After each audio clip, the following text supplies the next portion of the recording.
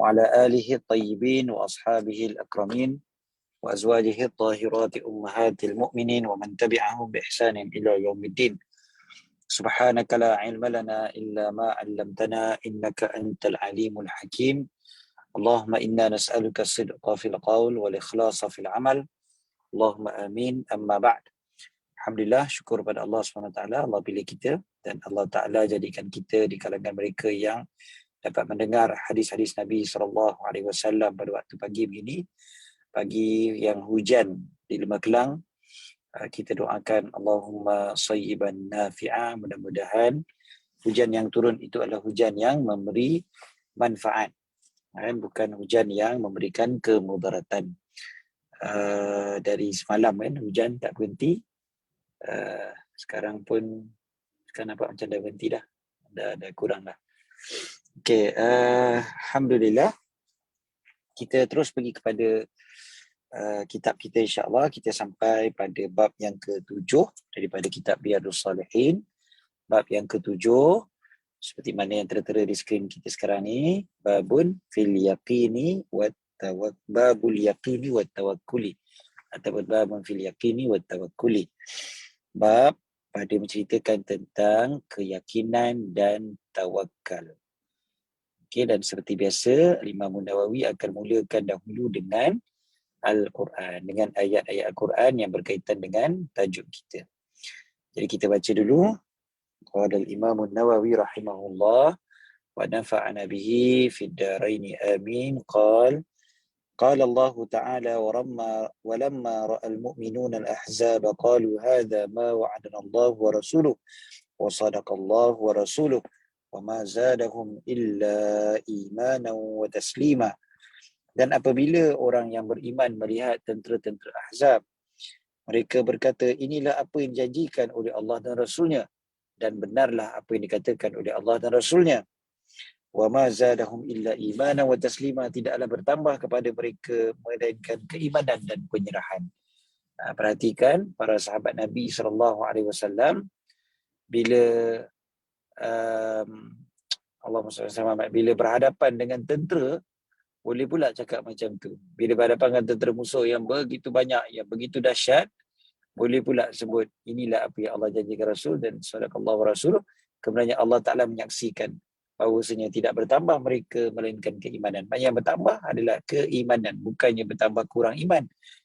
Orang kita lah, kita katakan zaman kita ataupun kebanyakan manusia bila diuji, kadang-kadang dia rasa macam dia kata Allah dah biarkan dia, Allah tinggalkan dia dan sebagainya kan. Tapi kalau dalam ayat ni kita tengok para sahabat bila bertembung dengan musuh-musuh yang begitu dahsyat, begitu ramai, itu bertambahnya apa? Bertambah iman, bertambah yakin pada Allah Ta'ala. Kemudiannya ayat yang kedua, wa qala ta'ala alladzina qala lahumun nasu innan nasa qad jama'u lakum fakhshawhum fazadahum imanan wa qalu hasbunallah wa ni'mal wakil. Mereka yang apabila dikatakan kepada mereka oleh orang lain, sesungguhnya ramai orang dah berkumpul untuk kalian, nak memerangi kalian. Fakhshawhum, takutilah mereka, takutlah pada mereka. Apa dia? Fazadahum imana, bertambah pada mereka keimanan. Bahkan mereka mengatakan hasbunallah wa ni'mal wakil. Cukuplah Allah bagi kami dan Allah lah sebaik-baik tempat berserah. Yang bercakap ni biasanya orang munafik. Orang munafik lah, bila orang kafir ramai dekat depan tu dia dah takut kan. Jadi dia sebut pada sama-sama orang Islam waktu tu, dia kata oi seram weh kan. Takut. Sebab apa takut? Banyak ni orang kafir, banyak ni nak memerangi kita, nak bunuh kita kan. Apa yang berlaku bila bertambahnya iman dan mereka mengatakan hasbunallahu wa ni'mal wakil? فانقلبوا بنعمة من الله وفضل لم يمسسهم سوء واتبعوا رضوان الله والله ذو فضل عظيم. فانقلبوا بنعمة من الله, maka merubahlah, bertukar ataupun mereka pun berserahlah, ataupun maknanya berita itu hanyalah menyebabkan mereka kembali dengan mendapat nikmat daripada Allah. Fanqalabu bi ni'matin minallah. Mereka balik dengan mendapat nikmat daripada Allah. Wa fadlin, dan kelebihan daripada Allah. Lam yamsashum su'un. Tidaklah kejahatan, keburukan menimpa mereka. Tak kena pun bencana apa pun. Wattaba'u ridwanallah, dan mereka mengikuti keredaan Allah ataupun mencari keredaan Allah Subhanahu wa taala ataupun menuruti keredaan Allah. Wallahu dzu fadlin azim, dan Allah Taala mempunyai kelebihan yang agung. Ini satu lagi. Dan betapa untungnya para sahabat Nabi sallallahu alaihi wasallam yang apabila musuh datang, yang bertambah adalah keimanan mereka, bukannya berkurang iman. Kemudiannya waqala ta'ala wa tawakkal 'alal hayyil ladzi la yamut. Bertawakkallah ke atas yang maha hidup yang tidak mati, iaitu Allah Taala. Allah Taala perintahkan supaya bertawakal. Yang tadi itu lebih kepada cerita para sahabat kan, macam mana para sahabat. Yang ini lebih kepada perintah pula. Allah Taala suruh bertawakal. Ayat yang berikutnya pun perintah juga, wa 'alallahi falyatawakkalul mu'minun. Dan ke atas Allah lah maka bertawakkallah orang yang beriman. Maksudnya kalau sifat orang yang beriman, dia mesti berserah pada Allah. Kemudian ayat yang berikutnya, fa idza azamta fatawakkal 'ala Allah. Apabila engkau telah tetap teguh, maka bertawakkallah pada Allah Taala. Wal ayatu fil amri bitawakkuli kathiratun ma'lumatun. Dan ayat-ayat pada memerintahkan kita untuk tawakal banyak dan dimaklumi.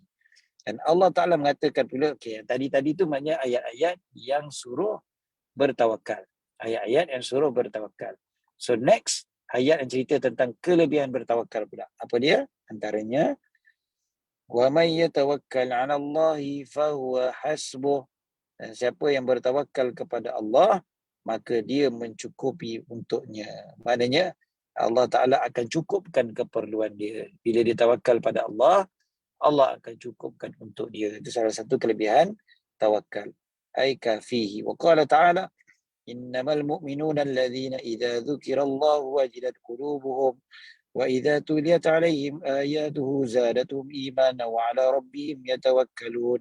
Hanya saja orang yang beriman adalah orang yang apabila disebutkan nama Allah, akan luluhlah hati mereka, dan apabila dibacakan ke atas mereka ayat-ayatnya, akan bertambahlah iman mereka, dan ke atas Tuhan mereka lah mereka bertawakal. Ini apa salah disebutkan ini kelebihan tawakal? Ialah sebab kelebihan tawakal adalah Allah Ta'ala menjadikan mereka di kalangan orang yang beriman. Innamal mu'minun, hanya senya orang beriman. Maksudnya sifat yang besar pada orang yang beriman itu adalah tawakal pada Allah Ta'ala. Okay, kita baca hadis yang pertama. Hadis yang pertama, ini berkaitan dengan yakin. Wa ammal ahadithu fal awwalu an Ibn Abbas radhiyallahu anhuma qala Rasulullah sallallahu alaihi wasallam uridat alayya al-umam fara'aytu an-nabiyya wa ma'ahu ar-ruhayt wan nabiyya wa ma'ahu ar-rajul war-rajulan wan nabiyya wa laysa ma'ahu ahad idh rufi'a li sawadun 'azimun fa dhanantu annahum ummati faqila li hadha Musa wa qaumuhu walakin انظر إلى الأفق فنظرت فإذا سواد عظيم فقيل لي انظر إلى الأفق الآخر فإذا سواد عظيم فقيل لي هذه أمتك ومعهم 70,000 يدخلون الجنة بغير حساب ولا عذاب ثم نهض فدخل منزله إلى آخر hadis. Kita baca dulu hadis ni separuh yang pertama. Rasulullah sallallahu alaihi wasallam bersabda, uridat alayya al-umam, dibentangkan kepada aku umam. Umam maksudnya jamak kepada ummah. Beberapa umat. Ada umat yang ini, umat yang ini. Dibentangkan kepada aku beberapa umat nabi-nabi yang terdahulu. Lalu aku melihat ada seorang nabi yang mana bersama dengannya wa ma'ahu ruhayt. Ruhayt maksudnya ada beberapa orang dia pengikut dia. Ada beberapa orang dia pengikut dia. Ruhayt ni adalah tasghir kepada ar-raht. Maknanya kalau kita kata kalau raht ini maksudnya tak sampai 10 orang. Tak sampai 10 orang. Sikit aja. Dan beberapa orang saja pengikut dia. Kemudiannya wan nabiyya wa ma'hur rajul. Ada juga nabi yang pengikut dia seorang aja. War rajulan, dan 2 orang je pengikut dia. Subhanallah, kita tengok nabi-nabi yang terdahulu punyalah dahsyat dan punyalah hebat kan. Dia orang tetap teguh atas keimanan kan. Walaupun pengikut seorang, pengikut 2 orang, pengikut tak sampai 10 orang. Padahal dia orang tu nabi kan. Nabi yang maksum, yang hebat, sehebat-hebatnya. Tapi tetap ada pengikut seorang, ada pengikut 2 orang, ada pengikut yang tak sampai 10 orang. Lagi dahsyat daripada tu, wan nabiyya wa laisa ma'ahu ahad, dan ada nabi yang langsung tak ada pengikut pun ada juga. Jadi pengikut yang ramai bukan menentukan kebenaran seseorang. Pengikut yang ramai bukan menunjukkan bahawa kumpulan itu kumpulan yang benar. Boleh saja macam Nabi itu, ada nabi-nabi yang pengikutnya seorang, 2, tak sampai 10.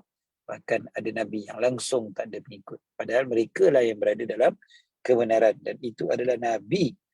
Kemudiannya, idrufi ali sawadun azim. Kemudiannya, waktu tu diangkatkan kepada aku, maksudnya aku dapat nampak ada satu kumpulan yang besar. Kumpulan yang ramai. Maka aku menyangka itu adalah umat aku. Fazanantu annahum ummati. Maka dikatakan kepada aku, hadza Musa wa qaumuh. Ini adalah Nabi Musa dan kaumnya. Oh, rupanya kaum Nabi Musa yang ramai ni. Memanglah Nabi Musa antara yang mempunyai kaum yang ramai. Akan tetapi, perhatikanlah ke ufuk itu. Jadi aku pun melihat ke ufuk. Maka aku perhatikan di sana ada kumpulan yang sangat besar. Lalu dikatakan pula kepada aku, tengok pula ufuk satu lagi. Aku pun tengok pada ufuk yang satu lagi. Ada fa'idah sawadun azim. Ada kumpulan yang besar juga. Maknanya ada 2 ufuk. Ufuk ni kat ujung tu kan. Ramai sangat orang. Belah sana pun ramai sangat orang. Maknanya tengok kanan, tengok kiri, penuh orang. Jadi,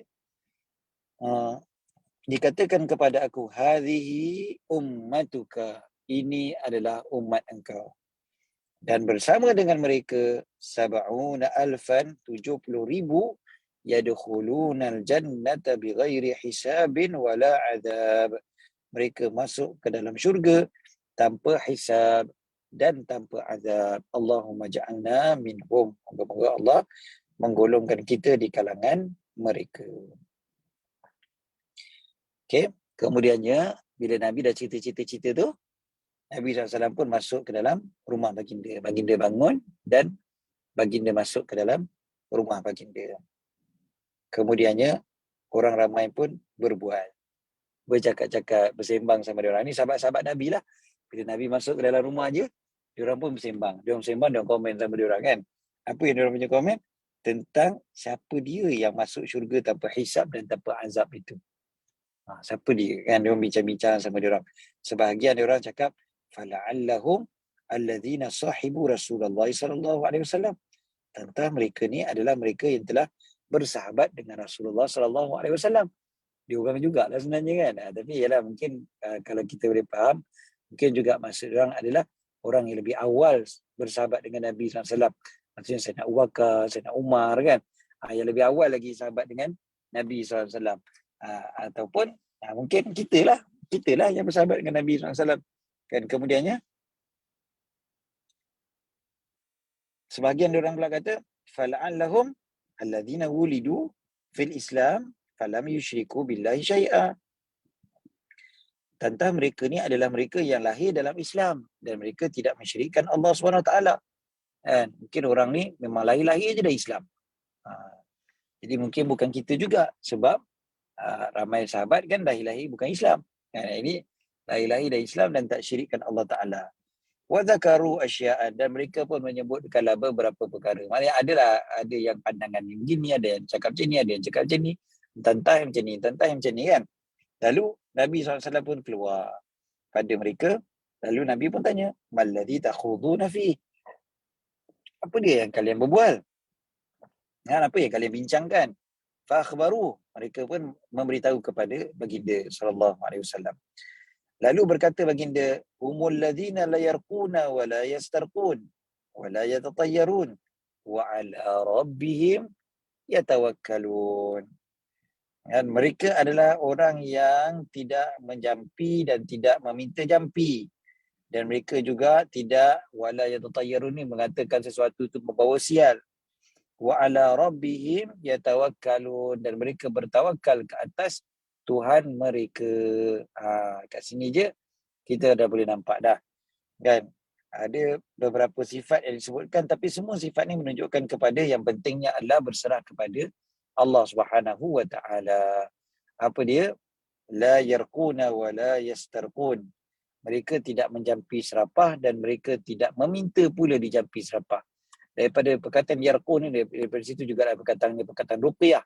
Sebablah ruqyah ni pun ada yang syar'iyah, ada yang tidak. Kan? Ruqyah kat sini ni maksudnya itulah jampi tu, maknanya baca-baca kan, baca-baca. Ruqyah yang daripada Al-Quran, daripada hadis Nabi SAW, meminta pertolongan daripada Allah, yang itu adalah dipanggil ruqyah syar'iyah, yang itu dibenarkan. Dan kita baca-baca, biasalah kita pun semua tahu benda ni. Dan kita bacakan Al-Fatihah, kita bacakan 3 Qul, kita bacakan ayat kursi, kita bacakan ayat-ayat yang dipanggil sebagai ayat-ayat syifa, kan?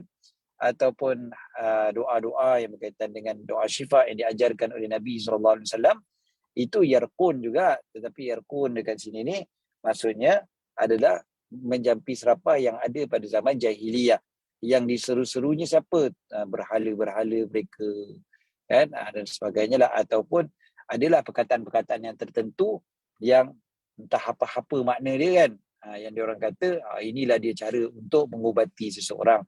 Macam kalau cerita Piramli tu tunjuk apa? Mambang putih, mambang merah, mambang hijau, apa kan? Macam tu.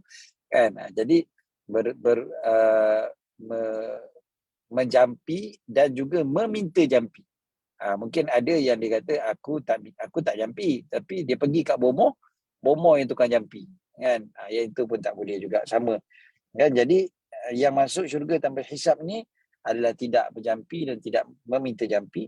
Wala yatatayyarun.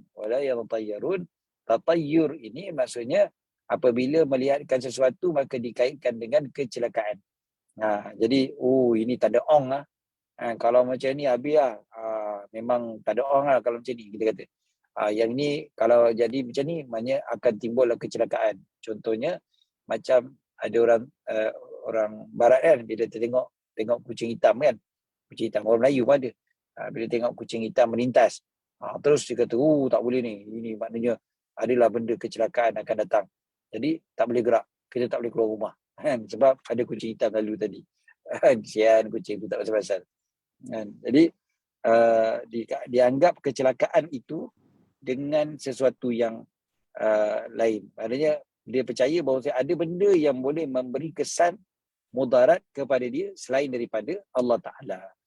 Kan? Kemudiannya wa ala rabbihim yatawakkalun, dan ke atas Tuhan mereka lah mereka bertawakal. Jadi memang sifat orang yang beriman yang dapat masuk ke dalam syurga tanpa hisab itu antaranya adalah tawakal pada Allah Ta'ala. Sambungan hadis tu apa dia? Faqama Ukkashah bin Muhsin. Maka Sayyidina Ukkashah ibnu Muhsin pun bangun lalu meminta pada Nabi SAW, Udu'ullaha an yaj'alani minhum. Doalah pada Allah supaya jadikan aku di kalangan mereka. Hebat sebenarnya Sayyidina Ukkashah ni. Laju je dia. Dengar macam tu terus minta pada Nabi SAW, Rasulullah, tolong doakan aku di kalangan orang yang dapat masuk syurga tanpa hisab. Lalu apa kata Nabi SAW? Anta minhum. Engkau di kalangan mereka. Allah. Untungnya lah Sayyidina Ukkashah. Maknanya dah confirm dah dia masuk syurga tanpa hisab, tanpa azab. Dah confirm masuk syurga terus. Anta minhum, kata Nabi SAW. Kemudiannya bangun pula seorang lain, sahabat yang lain pun bangun, pun cakap macam tu juga. Aduh Allah, ja'alani minhum. doakan pada Allah supaya aku jadi di kalangan mereka. Lalu apa jawab Nabi SAW? Sabaqaka biha Ukasyah.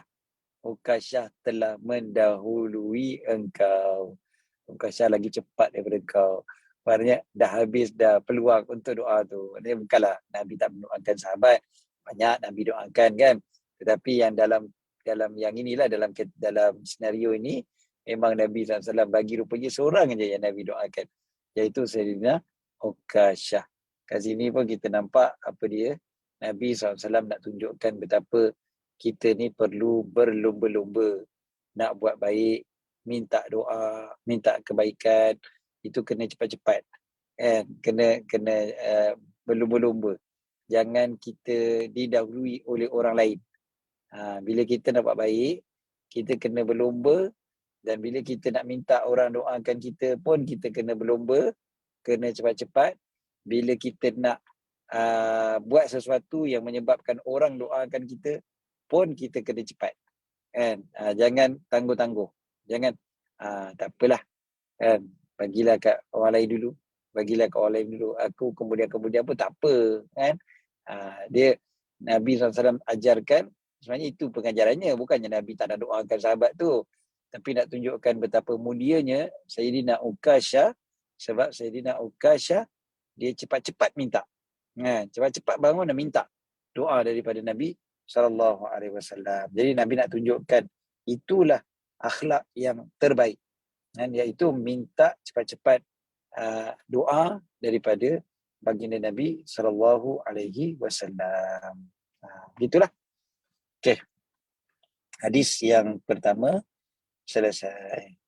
Hadis yang kedua dan hadis yang ketiga rasanya kita boleh baca terus sebab tak panjang dan memang tak berapa susah untuk kita faham.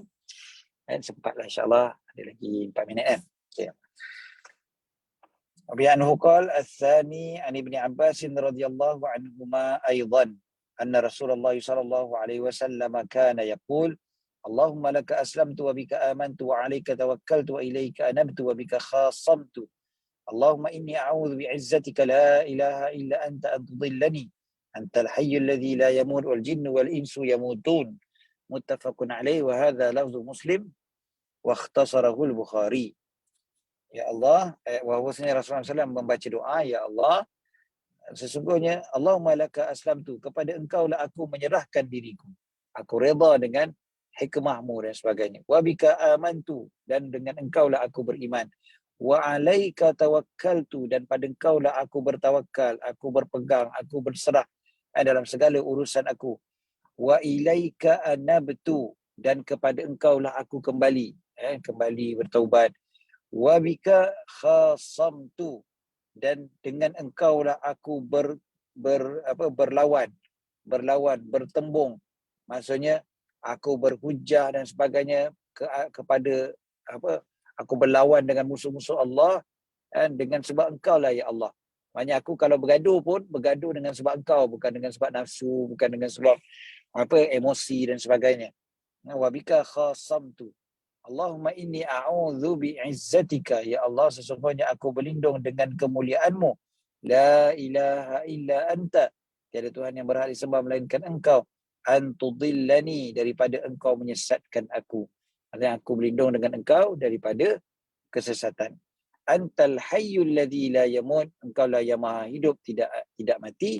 Sedangkan al-jinnu wal insu yamutun, dan jin dan manusia itu semuanya mati.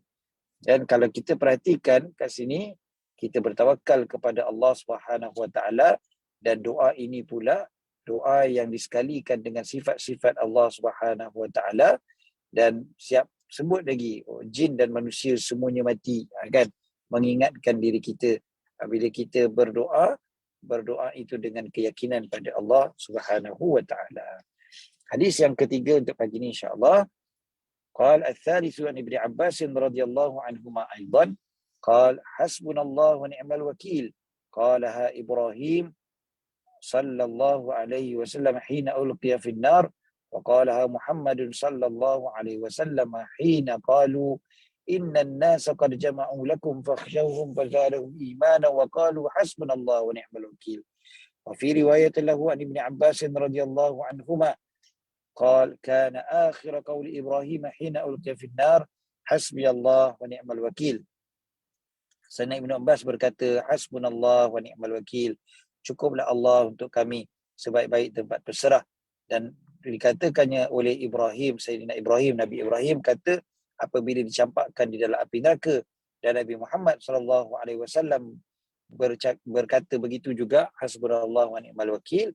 Apabila dikatakan sesungguhnya manusia telah berkumpul untuk kalian, maka takutilah mereka, bahkan bertambahlah imannya, dan mereka berkata hasbunallah wa ni'mal wakil.